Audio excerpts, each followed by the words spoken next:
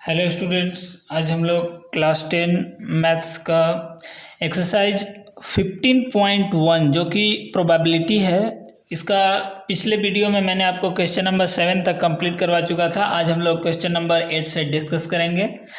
Video start करने से पहले आपसे रिक्वेस्ट होगा, हमारे चैनल को ज़रूर सब्सक्राइब करें और लाइक करें, क्योंकि आपका एक दिया हुआ छोटा सा लाइक हमें और भी मनोबल को ऊंचा करता है, ताकि हम और भी आपके लिए बेहतर कर सकें। चलते हैं हम लोग क्वेश्चन नंबर 8 में। देखिए स्टूडेंट्स, इसको ध्यान लगा करके अच्छे से ज़रूर समझ लीजिएगा, पढ़ लीजिएगा, क्योंकि जो मैं आपको आज बताने जा रहा हूँ इससे डेफिनेटली 1 क्वेश्चन आपका 3 मार्क्स का आने वाला है। इस बात को आप नोट करके रख लीजिए कि इतने क्वेश्चन से आपके एक क्वेश्चन 3 नंबर का श्योर आने वाले हैं। चलते हैं क्वेश्चन नंबर 8। एक थैले में 3 लाल और 5 काली गेंदें हैं। इस थैले में से एक गेंद यादृच्छिक निकाली जाती है, तो इसकी प्रायिकता क्या है कि वह गेंद लाल है और दूसरा वह गेंद लाल नहीं है। सबसे पहले तो आपको यहाँ पे समझना होगा कि उस थैले में कुल कितने गेंद थे। तो हम यहाँ पर लिखे हैं कि थैले में कुल गेंद 3 लाल थे और 5 काली थी, तो 3 और 5 जोड़ दिए, यानी टोटल गेंदों की संख्या हो गई 8। अब आगे चलेंगे कि पूछ रहा है, प्रश्न 1 से चलेंगे तो पूछ रहा है आपका लाल होने की प्रायिकता। देखिए, जिस तरह का आपको पूछेगा उसी तरह का हम लोग अनुकूल परिणाम निकालेंगे। संभावित परिणाम तो लगभग सभी प्रश्नों के लिए एक रहेगा। तो अनुकूल परिणाम आपका हो जाएगा थैले में लाल गेंद, तो थैले में कुल लाल गेंद कितने हैं, अधिक से अधिक, तो अधिक से अधिक लाल गेंद हो जाएंगे 3। तो अब हम प्रोबेबिलिटी ऑफ, किसका प्रोबेबिलिटी पूछ रहा था, लाल गेंद होने की, तो लिखेंगे प्रोबेबिलिटी ऑफ लाल गेंद होने की। तो लाल गेंद होने की अनुकूल परिणाम बटा कुल गेंदों का संभव परिणाम। तो लाल गेंद अधिक से अधिक कितने हो सकते थे, 3, और टोटल गेंद कितने थे, 8, तो 3 बटा 8 आपका हो गया आंसर। बस इसी तरह से ध्यान दीजिएगा, इस तरह का हमको ये फॉर्मूला हर समय लिखने की जरूरत नहीं है, बस आपके माइंड में ये नोट होना चाहिए कि इस तरह से हमारा होगा। चलते हैं क्वेश्चन नंबर 2 में। इसमें बोल रहा था लाल गेंद नहीं होने की, तो आप सिंपली सोचिए, मैंने आपको एक फार्मूला ये भी बताया था, प्रोबेबिलिटी ऑफ ई बराबर 1 minus probability of E note, यानी घटना नहीं होने की प्रायिकता निकालना है तो, या घटना होने की प्रायिकता निकालना है तो 1 माइनस नहीं होने की कर दीजिए। तो इसमें हम लोग वैसे ही कि एक लाल गेंद नहीं होने की प्रायिकता हमको निकालने के लिए पूछ रहा था, तो लाल गेंद होने की प्रायिकता को 1 में से घटा देंगे, यानी 1 माइनस 3/8, कैलकुलेशन करने पर आपका 5/8 आएगा। ये हुआ आपका क्वेश्चन नंबर 8 का दोनों कंप्लीट। चलते हैं आगे क्वेश्चन नंबर 9 में। देखिए क्वेश्चन नंबर 9 आपका बोल रहा है कि एक डिब्बे में 5 लाल कंचे, 8 सफ़ेद कंचे और 4 हरे कंचे हैं। इस डिब्बे में से एक कंचे को यादृच्छिक निकाला जाता है। आपको सबसे मोस्ट इंपॉर्टेंट बात इसमें यह समझना है कि कितने कंचे हैं। तो कंचे आपके 5 यहाँ, 8 यहाँ और 4 यहाँ, और ये भी ध्यान देना है कि 5 है वो लाल हैं, 8 सफ़ेद हैं और 4 हरे हैं। इसके बाद सिर्फ एक कंचा को यादृच्छिक यानी बिना देखे हुए निकाला जाता है। तो इसकी क्या प्रायिकता है, क्या संभावना है कि वह कंचा लाल होगा, दूसरा वह कंचा सफ़ेद होगा, और तीसरा नंबर कि वह कंचा हरा नहीं होगा। तो इसको सॉल्यूशन करने के लिए सबसे पहले आपको लिखना होगा कुल कंचों की संख्या 5, 8 और 4। देखिएगा, हम यहाँ पे आपको सॉल्यूशन बता रहे हैं। कुल कंचों की संख्या हो जाएगी 5 + 8 + 4 बराबर 17, यानी 17 कंचे हो गए उस डब्बे में। प्रश्न 1 बोला था कि लाल कंचा होने की प्रायिकता, तो जिस तरह का हमको प्रश्न पूछेगा उसकी कुल संख्या हम हमेशा ज्ञात करेंगे। तो लाल कंचे होने की कुल संख्या कितने हो जाएंगे, लाल कंचे आपके पास कितने थे, 5। जब हमको इनका अनुकूल परिणाम और यहाँ पर कुल संभावित परिणाम मिल गया, तो वही तो फार्मूला होता है, यानी प्रोबेबिलिटी ऑफ लाल कंचा होने की बराबर हो जाएगा 5/17।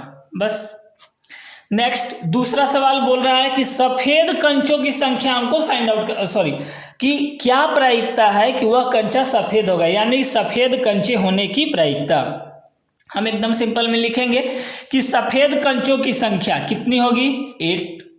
तो सफ़ेद कंचा होने की प्रायिकता 8 ऊपर हो जाएगा, और टोटल आपका जो रिजल्ट आया था कुल संभव परिणाम नीचे हो जाएगा, 8/17 हो गया आपका कंप्लीट। आगे चलते हैं क्वेश्चन नंबर 3। 3 बोल रहा है कि हरा कंचा नहीं होना चाहिए। मेन आपका बात यही समझना है कि हरा कंचा नहीं होना चाहिए। तो आप ऐसे भी सोच सकते हैं कि हरे कंचों की संख्या कितनी है, 4। तो हरा कंचा नहीं यानी या तो लाल होगा या फिर कैसा होगा, सफ़ेद होगा। तो लाल और सफ़ेद जोड़ दिए तो 5 और 8 कितने हो गए, 13। ध्यान दीजिएगा, हरे कंचे नहीं होने की संख्या हो गई 13। अब किसका प्रायिकता पूछ रहा था, तो हरे कंचे नहीं होने की प्रायिकता बताइए। तो हरे कंचे नहीं होने की प्रायिकता कितना हो जाएगा, 13/17। ये होगा आपका क्वेश्चन नंबर 9 कंप्लीट। आगे चलते हैं, देखते हैं क्वेश्चन नंबर 10। एक पिग्गी बैंक समझते होंगे, जिसको हम लोग गुल्लक या अखमुन्ना भी कहते हैं, उस तरह से आप मान लीजिए। एक पिग्गी बैंक में 50 पैसे के 100 सिक्के हैं। ध्यान दीजिएगा, 50 पैसे के 100 सिक्के, 1 रुपए के 50 सिक्के और 2 रुपए के 20 सिक्के और 5 रुपए के 10 सिक्के हैं। यदि पिग्गी बैंक को हिलाकर उल्टा करने पर एक सिक्का गिरने का परिणाम समप्रायिक है। ध्यान दीजिएगा, समप्रायिक मतलब कि ये गारंटी नहीं है कि एक ही सिक्का यानी 5 का ही गिरेगा या 2 का ही गिरेगा, कोई भी सिक्का गिर सकता है, सबका परिणाम बराबर है। तो इस बात की क्या प्रायिकता है कि वह सिक्का, जो गिरा हुआ सिक्का, वह कितने का होगा, 50 पैसे का होगा। और दूसरा, वह सिक्का 5 रुपए का नहीं होगा। यही बात आपको ज़्यादा कंफ्यूज करता है, बच्चे यहाँ पे ज़्यादा मिस्टेक होते हैं। आपको यही बात समझना है कि 5 रुपए का नहीं होगा। उससे पहले हम लोग क्वेश्चन नंबर 1 देखते हैं कि 50 पैसे का होने की प्रायिकता ज्ञात करना है। देखिए, क्वेश्चन आपका कुछ भी रहे, सबसे पहले सॉल्यूशन में हम लोग कुल संख्या निकालेंगे। तो पिगी बैंक में सिक्कों की कुल संख्या कितने हो गई, 100 यहाँ थे, 50 यहाँ थे, 20 यहाँ थे और 10 यहाँ थे, यानी टोटल संख्या जब हम लोग जोड़े तो टोटल 180 सिक्के उस पिगी बैंक में रखे हुए थे। अब चलते हैं, प्रश्न आपका जैसा पूछेगा वैसे सॉल्यूशन करेंगे। बोल रहा है 50 पैसे का सिक्का होना चाहिए, इसकी प्रायिकता ज्ञात करना है। तो हम लोग लिखेंगे 50 पैसे की सिक्कों की संख्या। 50 पैसे के सिक्के आपके पास कितने थे, 100 सिक्के थे, यानी 50 पैसे के सिक्कों की संख्या 100। अब इसकी प्रोबेबिलिटी निकालने के लिए इसका अनुकूल परिणाम 100 ऊपर हो जाएगा और कुल परिणाम यानी 180 आपका नीचे हो जाएगा। कटने के बाद आपका 5 और नीचे 9 यानी 5/9 आपका आंसर हो जाएगा। किसका प्रायिकता निकला, 50 पैसे के सिक्के होने की। अब देखिए, 5 रुपए का सिक्का नहीं होने की प्रायिकता, यानी जब सिक्का 5 रुपए का नहीं होगा तो डेफिनेटली वो या तो 50 पैसा का होगा या 1 रुपया का होगा या 2 रुपया का होगा, यानी सिर्फ 10 सिक्के छोड़ने के बाद बाकी कोई भी सिक्के हो सकते हैं। देखिएगा, हम आपको आगे बता रहे हैं। यहाँ पर बोल रहा है कि 5 रुपए के सिक्के नहीं होने की संख्या। तो 5 रुपए के सिक्के नहीं होने की संख्या यानी 10 को घटा दिए, और 10 किसे घटाएं, यही तो 10 5 का सिक्का था और 5 का सिक्का नहीं होना है, उसको छोड़ करके बाकी तो सब होगा, यानी 180 में से 10 घटाएं 170। अब निकालेंगे प्रोबेबिलिटी ऑफ 5 रुपए के सिक्के नहीं होने की संख्या, यानी 170/180, 0 0 कटेगा, आपका फाइनल आंसर हो जाएगा 17/18। आगे चलते हैं, क्वेश्चन नंबर 11। इसमें आपका प्रश्न में बोल रहा है कि गोपी अपने जल जीव कुंड के लिए एक दुकान से मछली खरीदती है। दुकानदार एक टंकी जिसमें 5 नर मछली और 8 मादा मछली है, उनमें से एक मछली वह बिना देखे हुए यादृच्छा देने के लिए निकालती है। तो इस बात की क्या प्रायिकता है कि वह निकाली गई मछली नर होगी। सबसे पहले हम लोग लिखेंगे टैंक में कुल मछलियों की संख्या। तो उस टंकी में कुल मछलियों की संख्या कितनी हो जाएगी, 13, क्योंकि 5 नर थे और 8 मादा थे, ये आपका प्रश्न बोल रहा है। तो हम लोग लिख लिए कि 5 नर मछली और 8 मादा मछली है, टोटल आपके मछली हो गया 13। अब किसकी प्रायिकता निकालने के लिए बोल रहा है, तो नर मछली की। तो हम लोग कुल नर मछली निकालेंगे। कुल नर मछली कितने हो गए, 5। अब इस बात की प्रोबेबिलिटी निकालना है कि निकाली गई मछली नर हो, तो हमारा हो जाएगा, ऊपर में हो जाएगा कुल नर मछली और नीचे में हो जाएगा कुल मछलियाँ, टैंक की कुल मछलियाँ, यानी 5/13। ये हुआ आपका कंप्लीट क्वेश्चन नंबर 12। चलते हैं, 12वां नंबर प्रश्न आपका बोल रहा है कि संजोग के एक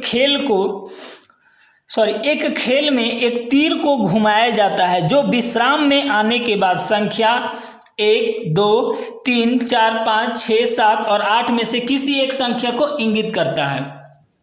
और ये भी साथ में बोल रहा है कि उनका जो परिणाम है वह समप्रायिक है, यानी कोई भी संख्या आ सकता है, इस बात की कोई गारंटी नहीं है कि सिर्फ एक ही संख्या आएगा, सभी संख्याओं आने की संभावना बराबर है, यानी कोई भी संख्या को डिनोट कर सकता है। अब आगे चलेंगे तो बोल रहा है कि इस बात की क्या प्रायिकता है कि यह तीर इंगित करेगा। आपको 4 प्रश्न दिए हुए हैं। पहला प्रश्न है 8 को करेगा, दूसरा प्रश्न है आपका एक विषम संख्या को करेगा, तीसरा प्रश्न है 2 से बड़ी संख्या को करेगा, और चौथा प्रश्न है 9 से छोटी संख्या। इस तरह का आपका फिगर ड्रॉ किया हुआ है, बुक में भी आप देख सकते हैं। देखिए यही है, इसको हम लोग ऐसे करके जब घुमाते हैं तो ये तीर जो है सो कभी ना कभी 1 पे जाएगा, कभी 2 पे जाएगा, कभी 3 पे जाएगा, इसी तरह से इंगित करेगा। सबसे पहले हम लोग लिखेंगे कुल संख्या, टोटल कितनी संख्या है 1 से लेकर के 8 तक। 1 है, 2 है, 3 है, 4 है, 5 है, 6 है, 7 है, 8 है, यानी कुल संख्याएं कितनी हो गई 8 हो गए। पहला प्रश्न बोला था कि इस बात की क्या प्रायिकता है कि वह संख्या 8 होगी, तो 8 इसमें कितने हैं, ये जो खेल वाला है संयोग का खेल है, इसमें 8 कितने हैं, तो 8 सिर्फ 1 है, यानी 8 की संख्या बराबर 1, तो 8 होने की प्रायिकता 1 बटा कितना हो जाएगा 8, ये हो गया हमारा पहला। दूसरा प्रश्न आपका पूछ रहा था कि विषम संख्या को करेगा, एक विषम संख्या को करेगा। देखिए बच्चे यहाँ पे कंफ्यूज हो जाते हैं कि एक ही विषम संख्या को करेगा ना तो 1 बटा 8 हो जाएगा, नहीं, वो एक विषम, तो एक विषम में एक ही, सिर्फ एक ही थोड़ी हो सकता है, 3 भी हो सकता है, 5 भी हो सकता है, 7 भी हो सकता है, क्योंकि ये चारों के चारों विषम है इस खेल में। तो हम लोग सभी विषम संख्याएं लिखेंगे, सभी विषम संख्याएं 1, 3, 5 और 7, यानी टोटल आपके हो गए 4 विषम संख्याएं। अब प्रोबेबिलिटी निकालेंगे विषम संख्या होने की प्रोबेबिलिटी, तो आपका ऊपर में हो जाएगा 4 और नीचे में कुल संख्या, यानी यही 8 संख्याओं में 4 संख्या आपका विषम हो जाएगा। 4 बटा 8 कटने के बाद आपका 1 बटा 2, ये भी हुआ आपका कंप्लीट। चलते हैं क्वेश्चन नंबर 3। तीसरा प्रश्न आपका बोल रहा है कि 2 से बड़ी संख्या को करेगा, तो 2 से बड़ी संख्या कौन कौन हो सकते हैं 3, 4, 5, 6, 7 और 8, यानी टोटल संख्या कितने हो गए 4। देखिएगा 1, 2, 3, 4, 5 और 1 6, टोटल संख्या हो गया 6। अब इस बात की प्रोबेबिलिटी निकालनी है कि वह संख्या 2 से बड़ी होनी चाहिए, तो 2 से बड़ी तो ये 6 में से कोई भी हो सकते हैं, तो यही हो जाएगा, यानी 2 से बड़ी संख्या होने की प्रायिकता बराबर 6 बटा 8, कटने के बाद आपका 3 बटा 4, ये हुआ आपका फाइनल आंसर। नेक्स्ट चलते हैं क्वेश्चन नंबर 4।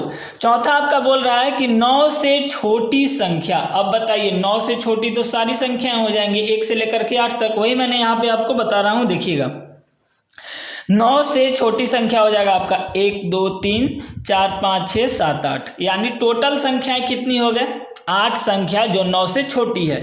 लिखेंगे प्रोबेबिलिटी ऑफ 9 से छोटी संख्या होने की बराबर 8 बटा 8, कटने के बाद आपका ये आ जाएगा 1, ये हुआ आपका क्वेश्चन नंबर 12 कंप्लीट। आगे चलते हैं क्वेश्चन नंबर देखते हैं next, question number 13।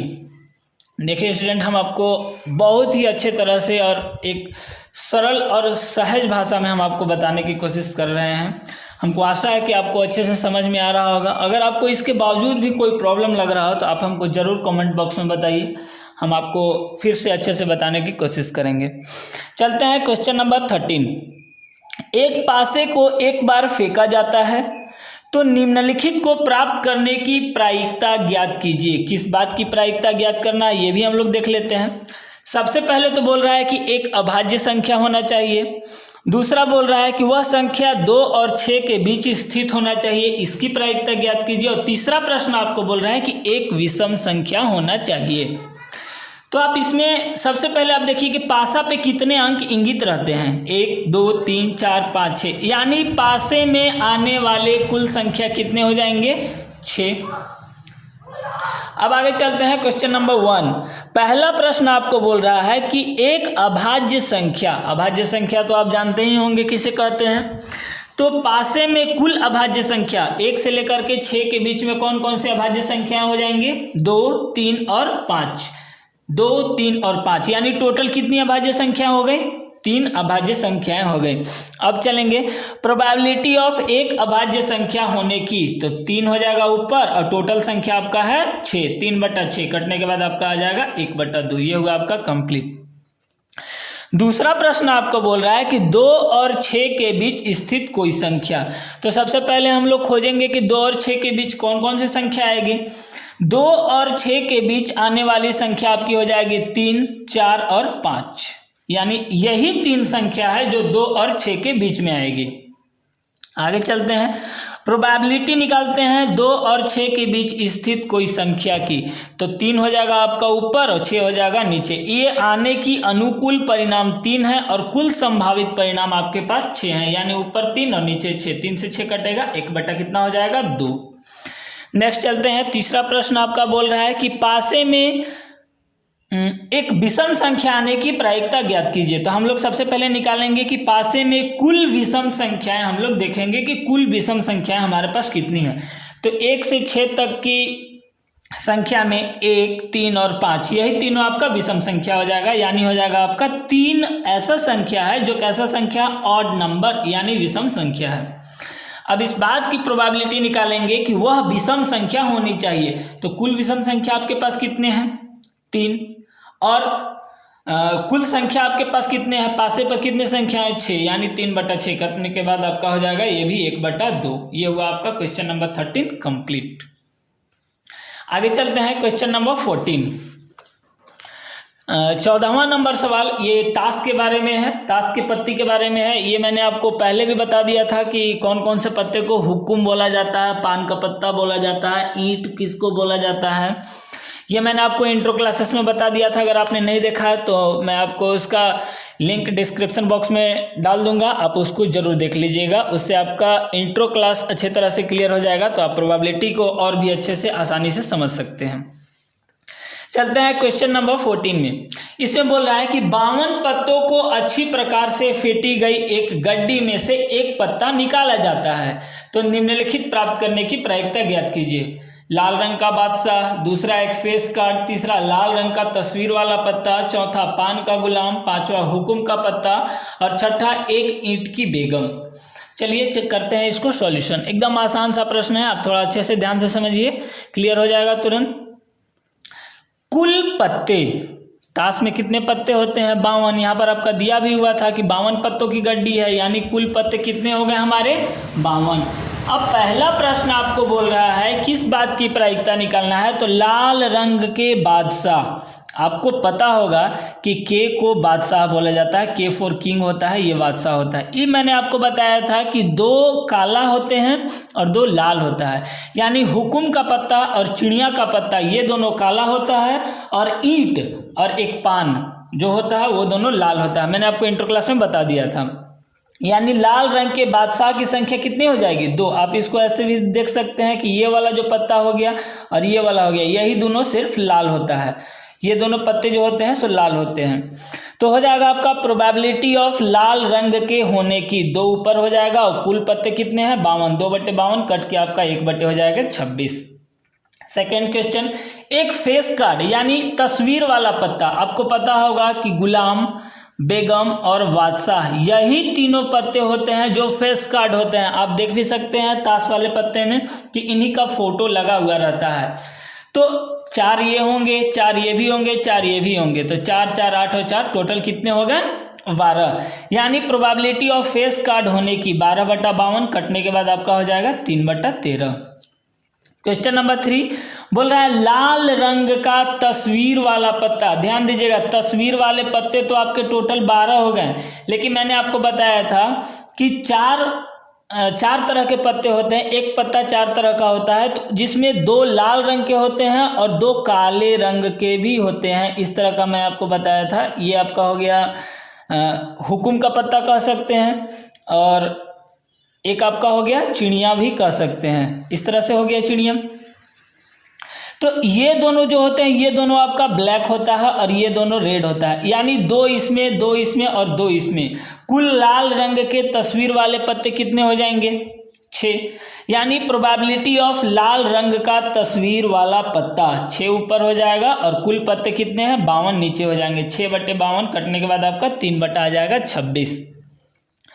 Next question number 4, पान का गुलाम। अब देखिए गुलाम ही खोजना है, वो भी पान का होना चाहिए, तो डेफिनेटली कि एक ही तो होगा पान का गुलाम, तो पान का गुलाम हो गया 1। प्रोबेबिलिटी ऑफ पान का गुलाम होने की यानी 1/52। पान का पत्ता तो एक ही होता है, एक हुकुम होता है और एक ईंट होता है और एक चिड़िया होता है। चलते हैं क्वेश्चन नंबर 5। इसमें बोल रहा है कि हुकुम के पत्ते होने की, ध्यान दीजिएगा कि हुकुम का पत्ता जो भी, यानी जिसको हम लोग कभी काला पान भी हम लोग कहते हैं, जो उल्टा होता है, इस तरह का होता है, तो ये वाला पत्ता होता है। ये टोटल 13 पत्ते होते हैं, क्योंकि सभी एक्का से लेकर के बादशाह तक सभी पत्ते होते हैं, सो एक एक इस तरह का होते हैं।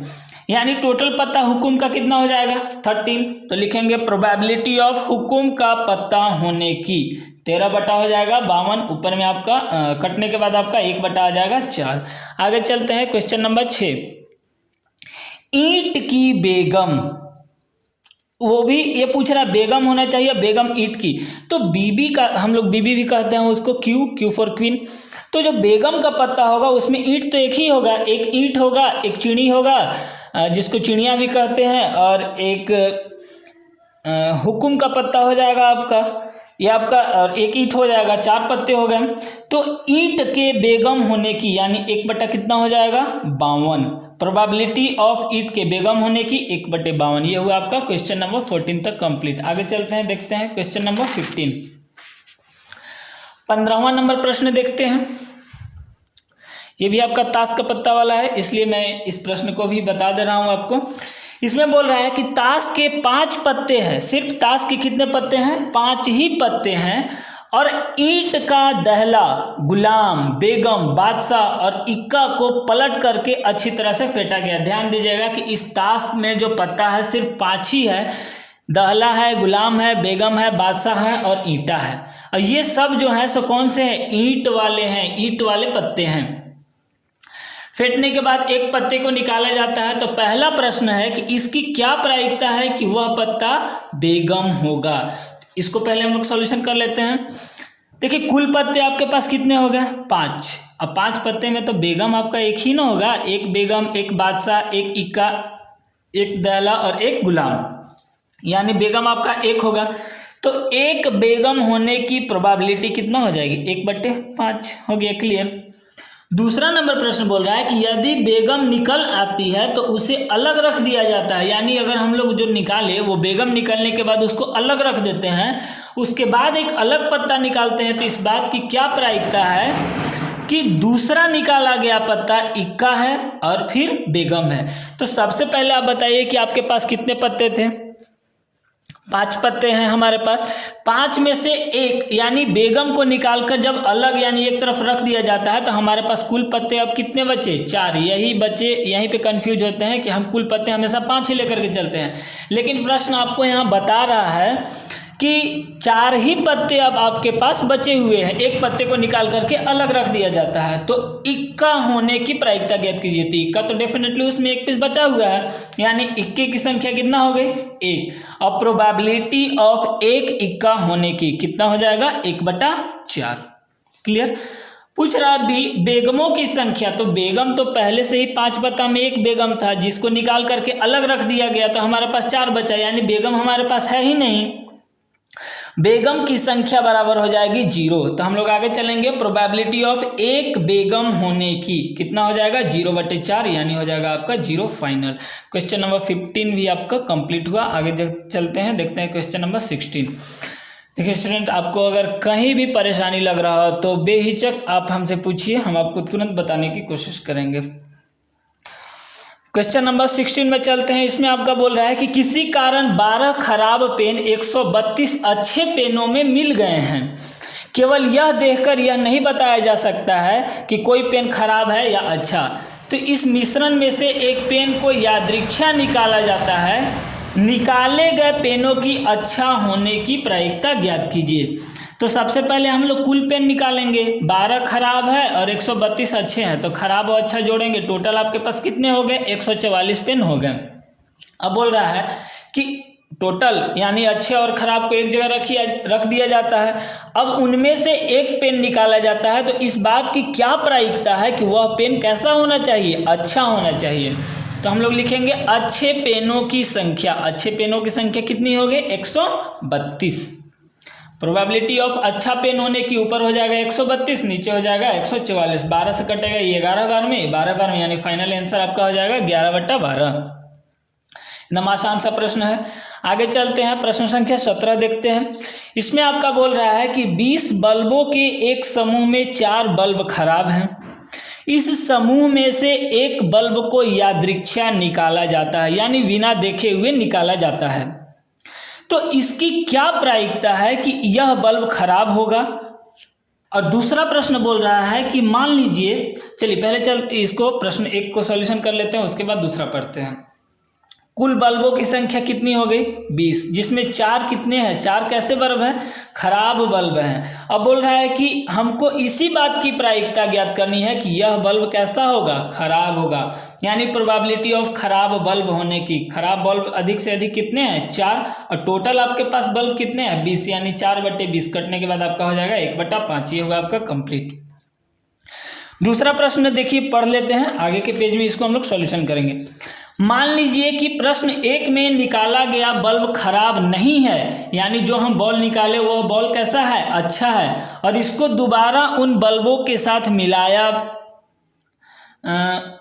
और न ही, यानी यहाँ देखिएगा, और न ही इसे दोबारा उन बल्बों के साथ मिलाया जाता है, तो अब शेष बल्बों में एक बल्ब को यादृच्छा निकाला जाता है। तो इस बात की क्या प्रायिकता है कि वह बल्ब खराब नहीं होगा, यानी वह बल्ब अच्छा होने की प्रायिकता ज्ञात करना है। तो सबसे पहले आपके पास बल्बों की संख्या कम हो गई। ध्यान दीजिएगा, 20 बल्ब हैं, एक बल्ब को अब वहाँ पर रखा नहीं जाता, अलग कर दिया जाता है। तो अब आपके पास टोटल बल्ब कितने हो गए 19। ध्यान दीजिएगा कि अब आपके पास यहाँ जब 20 में से 4 घटाए तो आपके पास 16 अच्छे बल्ब थे, लेकिन ये बात बोला कि वह खराब नहीं था। निकाला हुआ बल्ब खराब नहीं था, वह अच्छा था, और उसी को अलग रख दिया गया। तो यानी अब हमारे पास अच्छे बल्ब कितने हो गए, प्रश्न 2 के लिए जब चलेंगे तो अच्छे बल्ब हमारे पास कितने हो गए, अच्छे बल्ब हो गए 15 और खराब बल्ब हो गए 19। और अच्छे बल्ब की ही वो प्रश्न प्रायिकता पूछ रहा है कि यह बल्ब खराब नहीं होने की, तो खराब नहीं होने की यानी अच्छा होने की, तो 15/19 आपका आंसर होगा। चलिए इसको आपका देख लीजिए, इसका सॉल्यूशन हम आपको बता दे रहे हैं। इसमें आपका बोल रहा है कि जब खराब बल्ब को निकालने के बाद दोबारा नहीं रखा जाता है, तब कितना हो जाएगा, 20 में से 1 घटा देंगे हो जाएगा 19। अब निकाला गया बल्ब खराब नहीं है तथा इसे वापस नहीं रखा जाता है, तो शेष बचे हुए अच्छे बल्बों की संख्या कितनी होगी, 16 में से 1 यानी 15। अब आगे चलते हैं, प्रोबेबिलिटी ऑफ एक अच्छा बल्ब होने की यानी खराब नहीं होने की, तो 15 ऊपर हो जाएंगे, 19 आपका नीचे हो जाएगा। ये हुआ आपका क्वेश्चन नंबर 17 तक कंप्लीट। देखिए स्टूडेंट्स, अगर ये वीडियो अगर आप अच्छे तरह से आप अगर पढ़ चुके होंगे तो डेफिनेटली आपका एग्जाम में एक क्वेश्चन 3 मार्क्स का कंप्लीट है, समझिए 3 नंबर आपका कंप्लीट है। सिर्फ आप अच्छे से इसको रिवीजन कर लीजिएगा, आपका कंप्लीट हो जाएगा। तो आगे की वीडियो में मैं आपको जो बचा हुआ क्वेश्चन है मैं आपको बता दूंगा।